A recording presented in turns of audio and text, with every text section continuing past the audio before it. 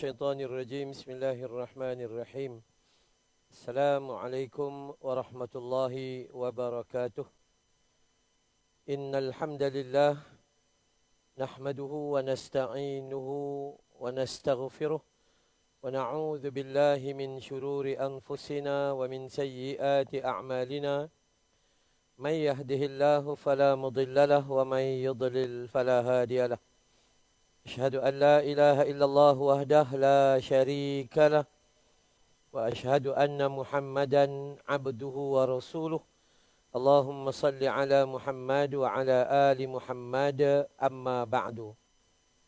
Alhamdulillah, syukur pada Allah Subhanahu wa taala dengan ruang dan peluang yang masih dipinjamkan oleh Allah dalam kehidupan kita ni. Sementara menunggu kita salat Jumaat, mari kita isi sedikit peringatan tazkirah buat kita semua dengan tajuk Madrasah Ramadan Membentuk Rohani ataupun Madrasah Ramadan Membentuk Hati lah, kita kata macam tu. Moga-moga dengan waktu yang ada ni dapat memberi manfaat kepada kehidupan kita insya-Allah. Kalau kita rujuk di dalam Al-Quranul Karim, Allah Subhanahu wa taala menyebut dalam surah An-Nahl ayat 78. Qala Allah Ta'ala a'udzu billahi minasy syaithanir rajim. Wallahu akhrajakum min butuni ummahatikum la ta'lamuna syai'a wa ja'ala lakumus sam'a wal absara wal af'idah la'allakum tashkurun. Dan Allah Subhanahu wa taala mengeluarkan kamu dari perut ibumu. Ketika kita dilahirkan itu, la ta'lamuna, kita tak tahu apa satu pun dalam hidup kita. Dan kemudian Allah bagi kepada kita yang pertama disebut wa ja'ala lakumus sam'. Allah bagi pendengaran kepada kita. Wal absar, Allah bagi penglihatan kepada kita, ya, wal afidah, ya, pendengaran, penglihatan dan juga hati nurani, untuk la'allakum tashkurun, agar kita menggunakan semua pemberian Allah ini untuk jadi hamba Allah yang sentiasa bersyukur kepada Allah Subhanahu wa taala dengan nikmat Ramadan ini. Hari ini saya umur 52 tahun dah. 52 tahun ada mata, 52 tahun ada telinga, 52 tahun ada hati. Tak tahulah kita dapat guna mata, telinga, hati untuk mempertingkatkan iman atau tak rasa apa-apa. Kita takut mata kita memandang sedangkan mata hati dah lama buta. Kita takut telinga kita mendengar, rupanya telinga hati dah lama pekak lagi tuli. Yang tu yang kita takut. Tuan-tuan, kalau ingat peringatan Allah dalam surah Al-A'raf pada surah ke-7 ayat 179. Allah kata, A'udzu billahi minasy syaithanir rajim. Wa laqad dzara'na li jahannama katsiran minal jinni wal ins. Lahum qulubun la yafqahuna biha wa lahum a'yunun la yubsiruna biha. وَلَهُمْ آذَانٌ لَا يَسْمَعُونَ بِهَا أُولَئِكَ كَالْأَنْعَامِ بَلْ هُمْ أَضَلُّ أُولَئِكَ هُمُ الْغَافِلُونَ. Kata Allah Subhanahu wa taala, وَلَقَدْ ذَرَأْنَا لِجَهَنَّمَ, rupa-rupanya penghuni neraka besok banyak terdiri daripada al-jin wal-ins, jin dan juga manusia. Jin kita tak payah sibuk sebab jin bukan anak beranak kita, bukan sepupu sepapat kita, bukan. Tak payah sibuk. Tak payah ambil air bubuh dalam mangkuk, nang butinang, kui butikui, tak payah. Yang kita risau ada satu makhluk lagi yang masuk syurga, iaitu manusia. Bila kita cek balik kenapa manusia masuk neraka, yang pertama, lahum qulubun la yafqahuna biha. Mereka ada hati, tapi mereka enggan memahami, ya, kehendak yang diperintah oleh Allah. Walahum a'yunun la yubsiruna biha. Mereka ada mata untuk melihat kebesaran Allah, tapi dia pandang dengan mata zahir, sedang mata hati dah lama buta. Walahum a'yunun la yubsiruna biha walahum adhanun la yasma'una biha. Mereka ada telinga dan pendengaran, tapi pendengaran mereka tak dapat didengar dengan telinga hati. Malah Allah begitu keras menyebut ulaika kal an'ami bal hum adall. Mereka itu macam binatang ternakan, malah lebih teruk daripada binatang ternakan. Maka sebab itu bila sebut pasal hati dan perasaan, maka ayat Al-Quran ini mengingatkan kita, kalau kita baca dalam Al-Quran, tuan-tuan, dalam Al-Quran Allah sebut 132 kali. Tentang apa? Tentang mata, tentang telinga, tentang hati, tentang telinga, tentang mata, tentang hati, mata dan telinga. 3 benda yang dikombinasikan dalam Quran dan diingatkan sebanyak 132 kali nak menunjukkan bahawa perkara ni sangat penting. Sebab kalau ada mata yang benar-benar boleh buka untuk dapat kebaikan, dengar telinga dapat kebaikan, akhirnya dua-dua apa yang dilihat dan diingat dia dapat hantar ke dalam hati, maka insya-Allah hati kita akan sentiasa hidup di sisi Allah Subhanahu wa taala. Akhirnya Ramadan benar-benar jadi madrasah dan tarbiyah kepada kita. Tapi rupa-rupanya Ramadan datang dan pergi, datang dan pergi, datang dan pergi. Tunggu kita je nak pergi, tak pergi-pergi lagi. Ramadan datang dan pergi, kita tak dapat pengajaran. Rugi, sangat rugi. Sangat-sangat rugi. Sebab tu kalau tuan-tuan tengok di dalam komen, ya, komentar Imam Syafi'i dalam tafsir surah Al-Asr. Bila Allah kata wal asri innal insana lafi khusr, manusia ni dia sangat rugi. Malah kata Al-Imam Syafi'i rahimahullah bahawa sesungguhnya kalaulah orang ni benar-benar dia faham, dia hadam betul-betul ayat surah pendek ini, maka cukup baginya untuk melakukan ketaatan kepada Allah. Cukup baginya untuk menjauhkan dia daripada dosa, maksiat dan api neraka. Jadi bagaimana kita nak tengok? Lihatlah dengan mata, hantar ke mata hati. Dengarlah dengan telinga, hantar ke telinga hati.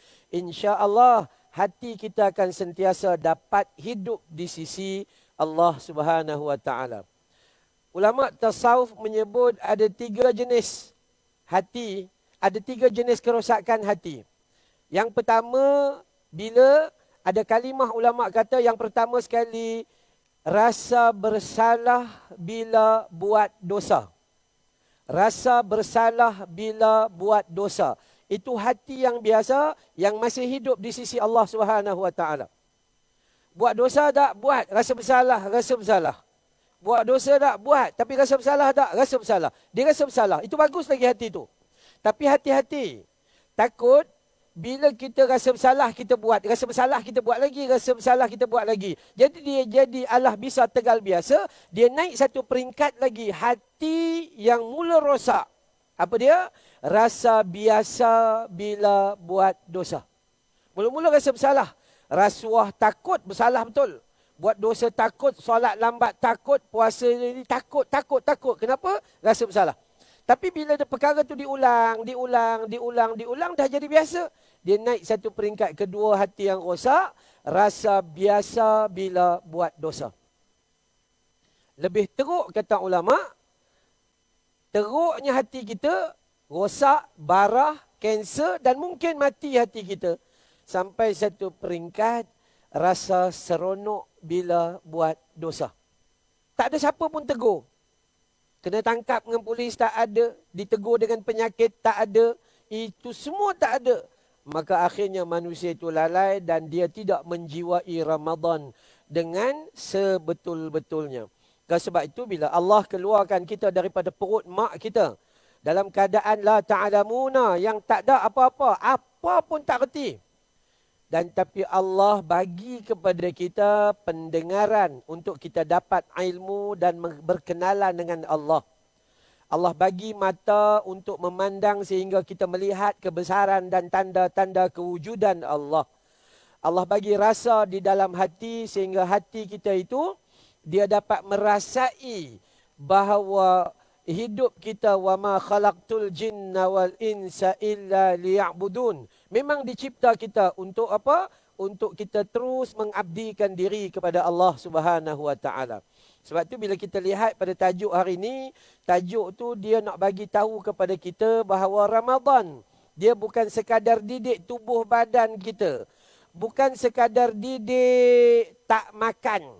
Tapi dia didik hawa nafsu agar dapat tahan mulut kita daripada berbicara benda yang sia-sia. Dia bukan sekadar didik kita zahir, tetapi didikannya adalah didikan sampai ke didikan batin, sehingga kita dapat rasa kerahmatan dalam bulan Ramadan Al-Mubarak.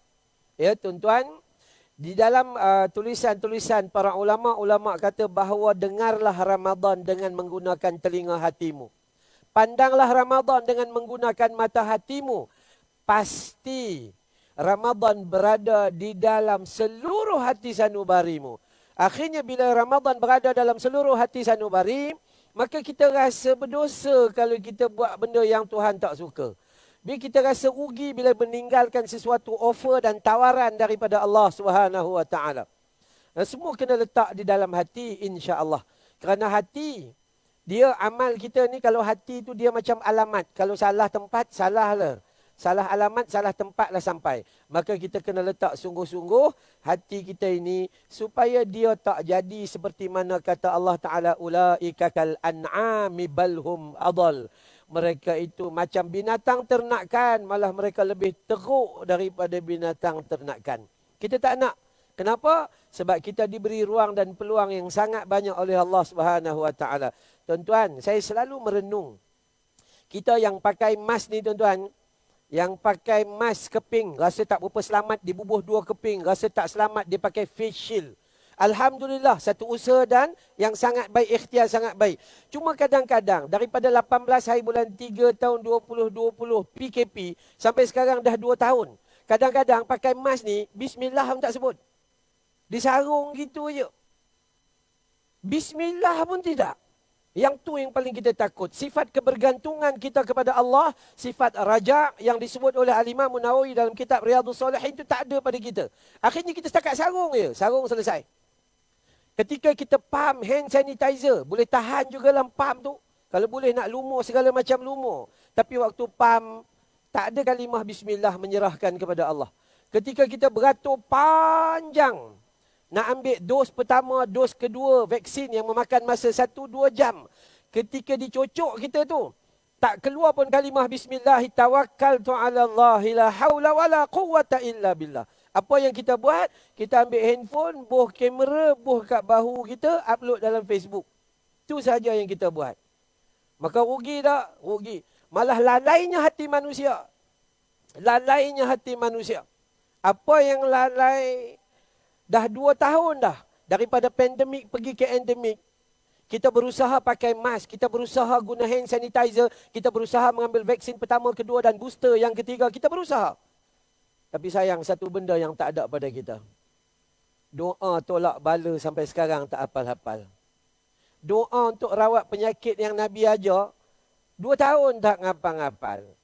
Dalam radio keluar, dalam TV keluar. Tu imam baca Allahumma inni a'udzubika minal barasi wal junun wal juzam wa min sayyi'il asqam. Allahumma inni a'udzubika min jahdil bala wa darakis syaqa wa su'il qada wa syamatatil a'da. Nabi 1500 tahun dulu mengajar pada kita, barang siapa yang baca ketika waktu pagi 3 kali, Allah pelihara sampai ke petang. Siapa baca petang 3 kali, Allah dia jaga dia daripada musibah sampai esok pagi. Bismillahilladzi la yadur ma'asmihi syai'un fil ar wala fis sama'i wa huwas sami'ul alim. Pun kadang-kadang kita tak ngapal sampai ke hari tua kita.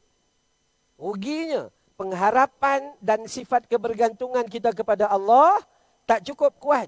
Kita hanya buat apa yang kita nak, tapi permintaan daripada Allah dan petunjuk daripada Nabi, kita tak start sampailah daripada pandemik sampai ke endemik.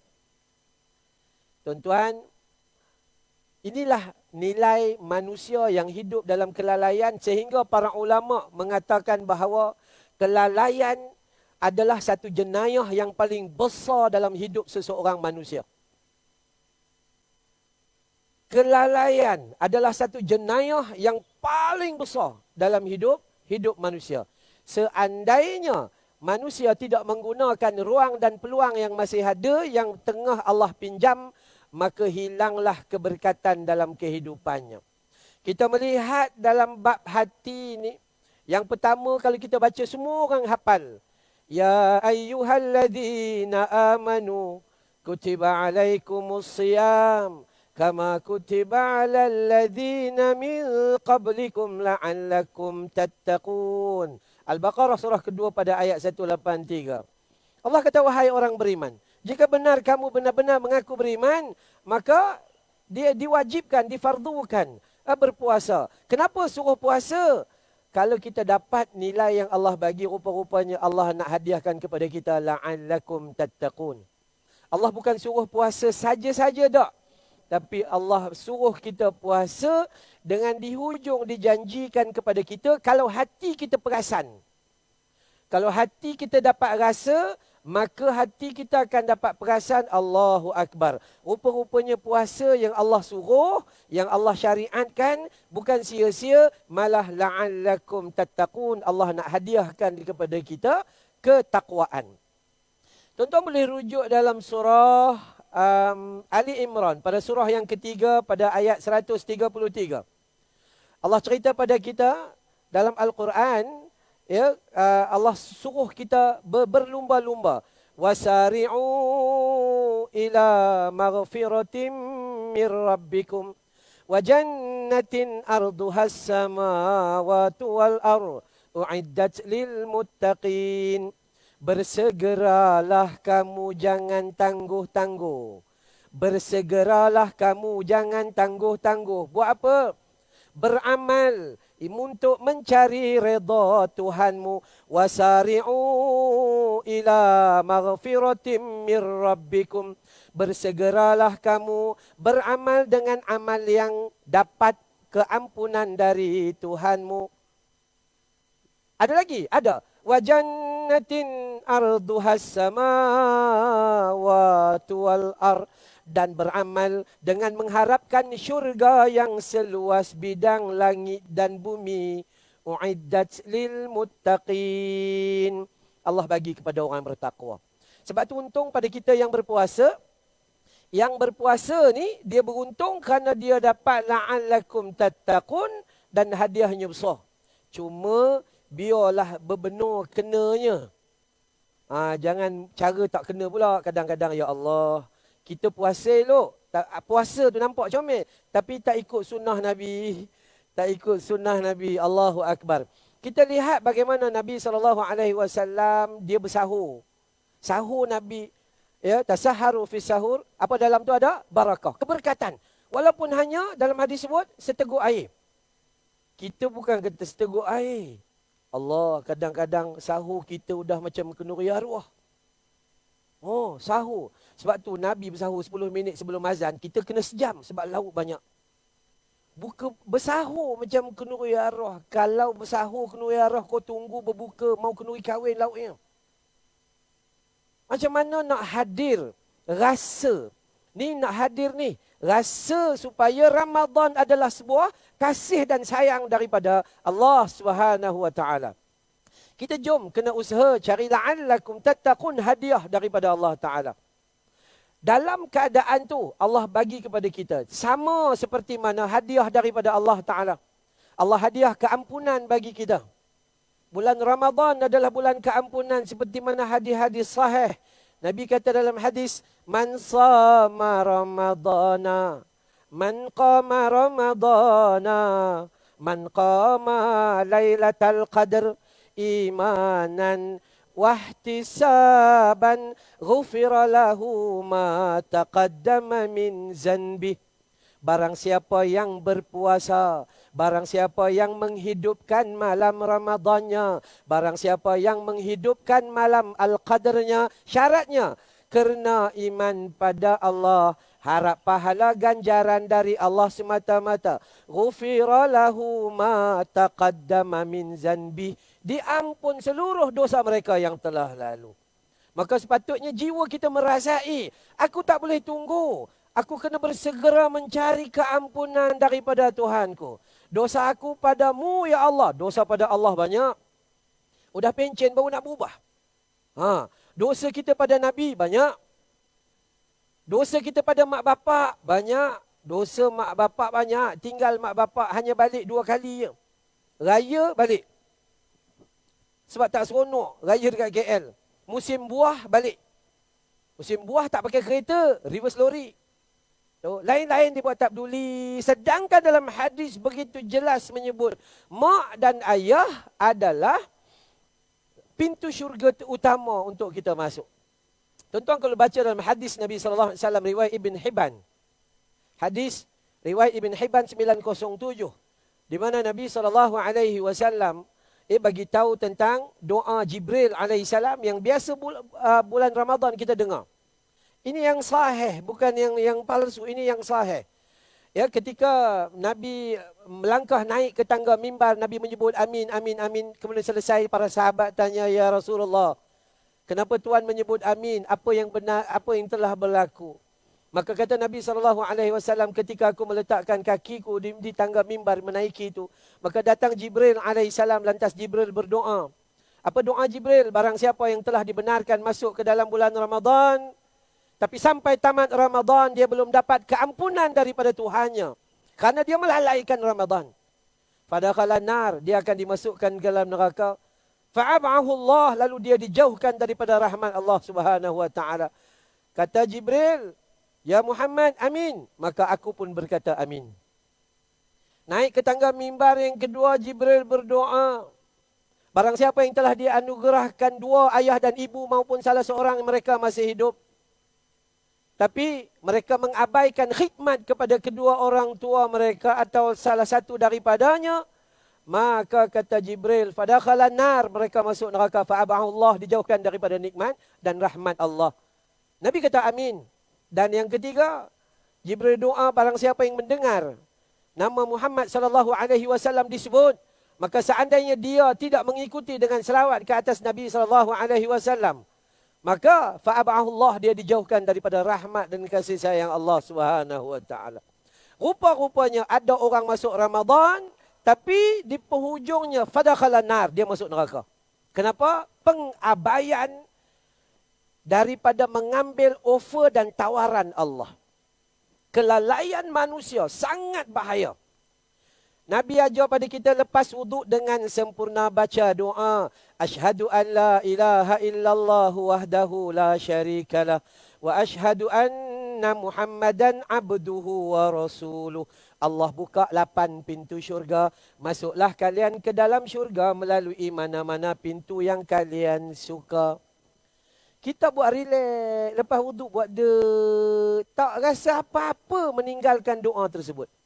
Tak rasa apa-apa. Hak lebih teruk tak hafal sampai ketua. Lagi teruk kita. Saya sebut kita termasuk saya lah. Maka rugi bila manusia lalai.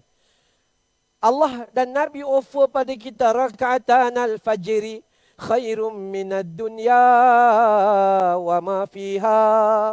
2 rakaat solat sunat subuh itu lebih baik dari dunia dan seisinya.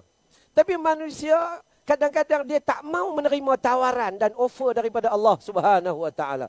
Macam itulah bila mana hati kita ini sihat pada bulan Ramadan, dengan ketika masuk Ramadan itu dengan memperbanyakkan istighfar dan tubu ilallah taubatan nasuha, insya-Allah Ramadan akan terkesan dalam hati kita. Tapi kalau kita buat tak peduli je, maka rugi. Kita kena grab peluang ni, kena grab sungguh-sungguh. Ya, kena rebut sungguh-sungguh. Kenapa?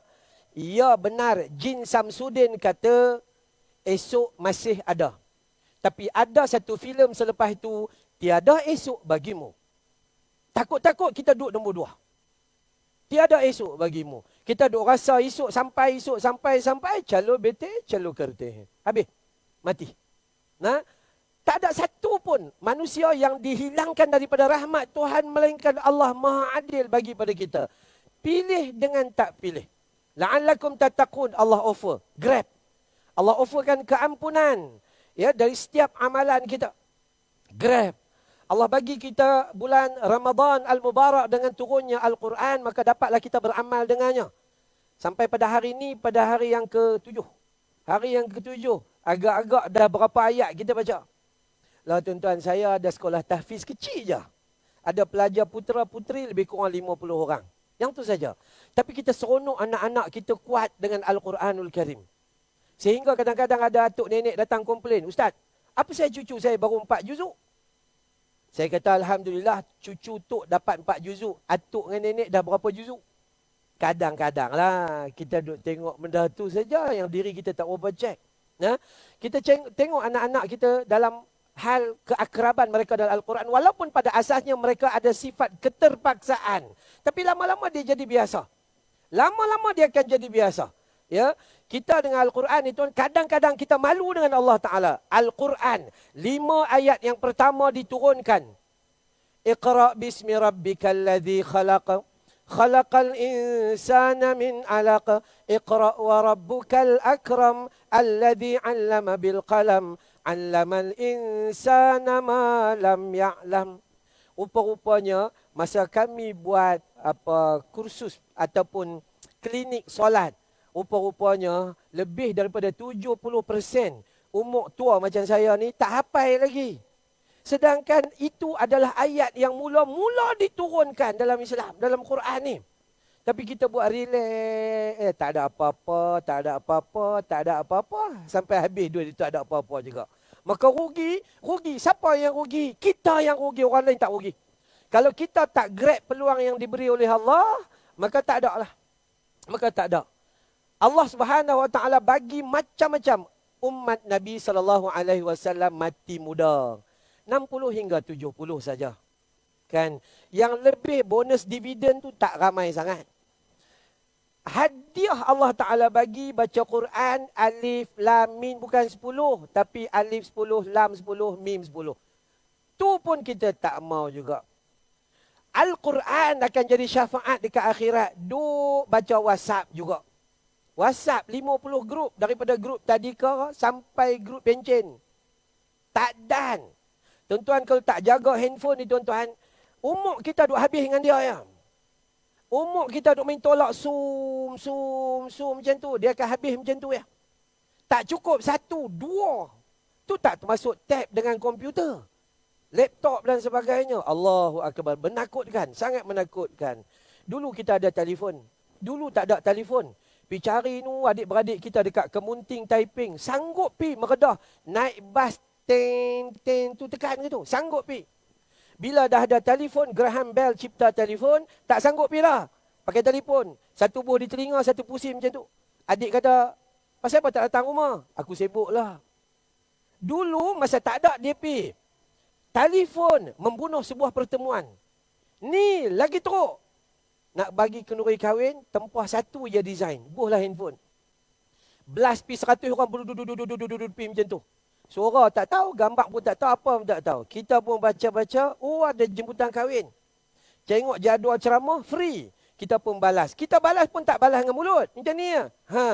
Kalau tanda jadi buat macam ni. Tu saja.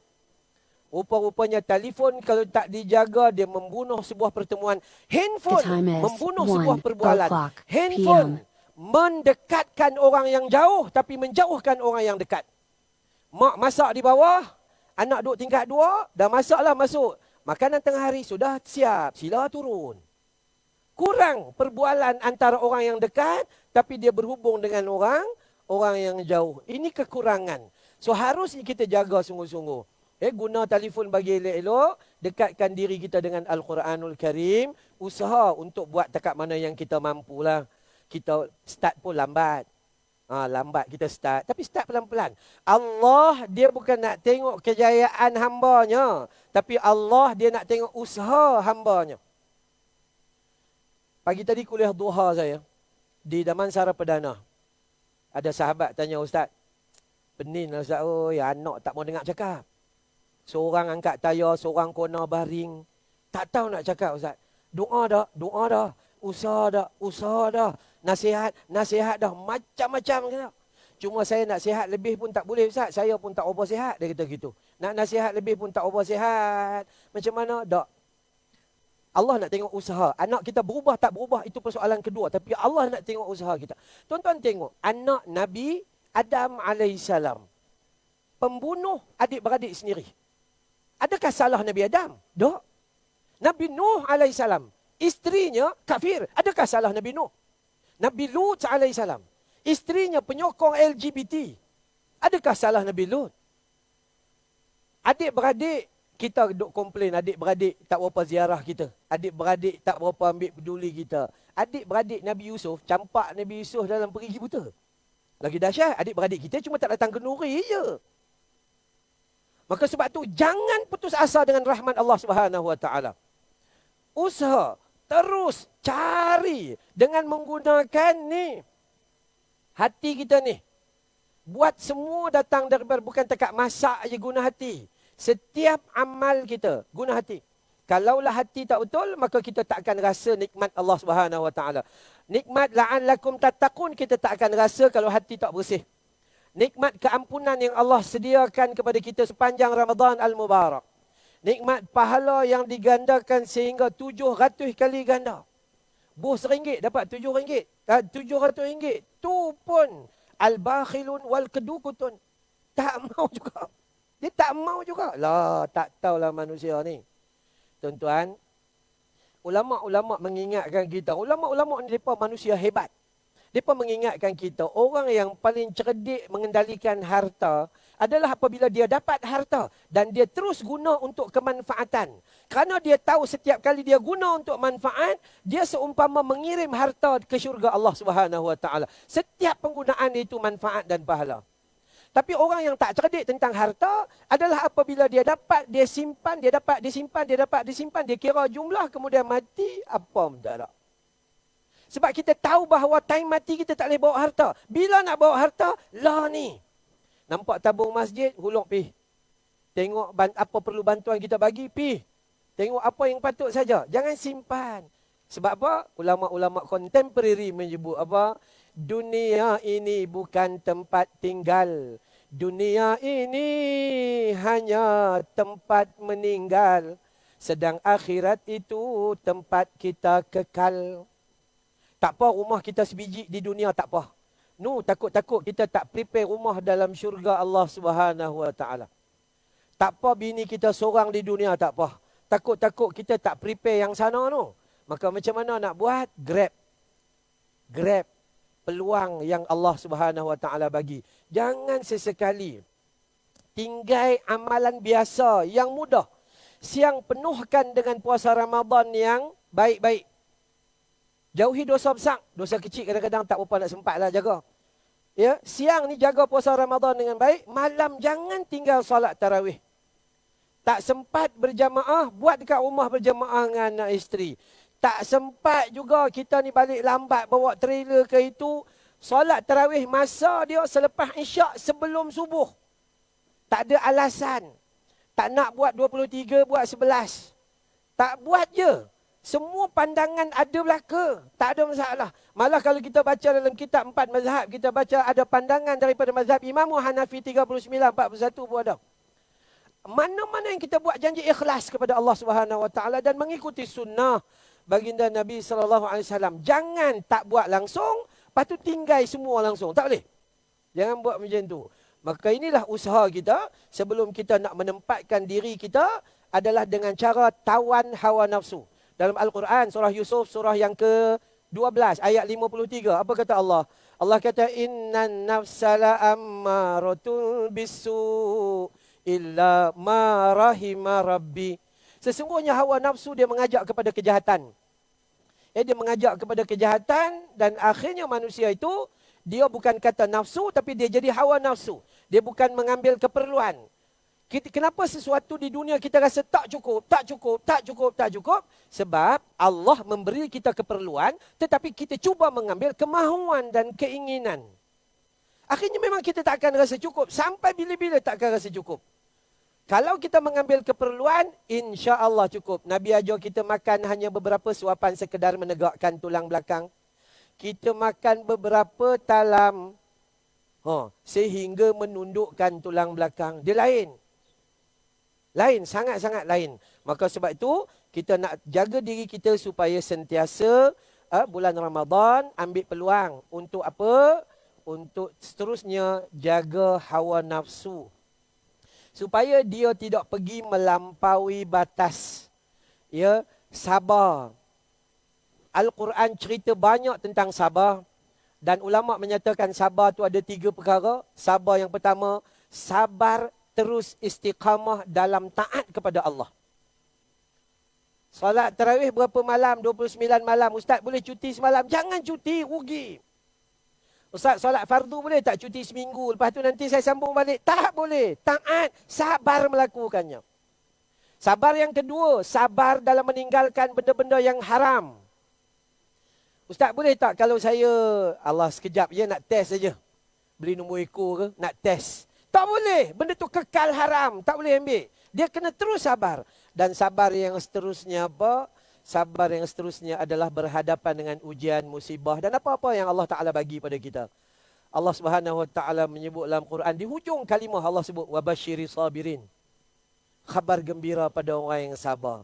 Sabar sekejap je. Ramadan cuma ada 30 hari maksimum. Biasa 29 hari. Dalam tempoh 365 hari, hanya 30 hari. Takkanlah kita tak mampu buat.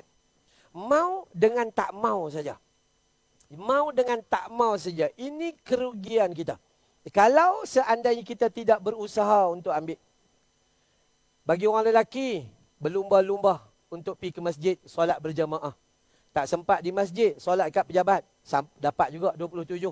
Tak sempat balik rumah, jam rumah sampai rumah, masjid dekat nak habis solat dah. Solat dengan ahli keluarga. Solat jemaah jangan tinggal. Orang lelaki berlumba-lumba terutama pada solat isyak, maka dia kena jaga. Ya, orang man sallal isyak fi jamaah fa ka'annama qama nisfal lail. Siapa-siapa yang solat isyak berjamaah, baginya pahala qiyamul lail separuh malam. Tambah-tambah dengan solat subuh, Allahu Akbar. Maka saya katakan bahawa siapa-siapa yang nak rasa Ramadan, dia bukan rasa daripada zahirnya, tapi dia rasa daripada hatinya. Tunggak kepada rasa tersebut adalah dia hadirkan iman yang Allah bagi dengan amal berjalan serentak. Itulah tanda yang dia benar-benar ittaqullaha haqqa tuqatih. Dia tak boleh baca ya ayyuhalladzina amanu. Tentu saja tak. Ittaqullaha haqqa tuqatih wa la tamutunna illa wa antum muslimun. Wahai orang-orang yang beriman. Satu, ittaqullah. Tak cukup beriman, kena usaha jadi orang bertakwa. Tak cukup kat situ. Ittaqullah haqqa tuqatih. Takwa yang benar. Bukan sat takwa, sat lupa. Bukan. Dan penghujungnya, jaga diri kita. Jangan sampai mati dalam keadaan kita rosak iman dan Islam. InsyaAllah, moga-moga Allah anugerahkan kebaikan kepada kita. Kita doa kepada Allah Subhanahu Wa Taala dengan pertemuan pada taman syurga ini. Allah pertemukan kita nanti dalam Jannatul Firdaus. Amin ya rabbal alamin. Wabillahi taufiq wal hidayah.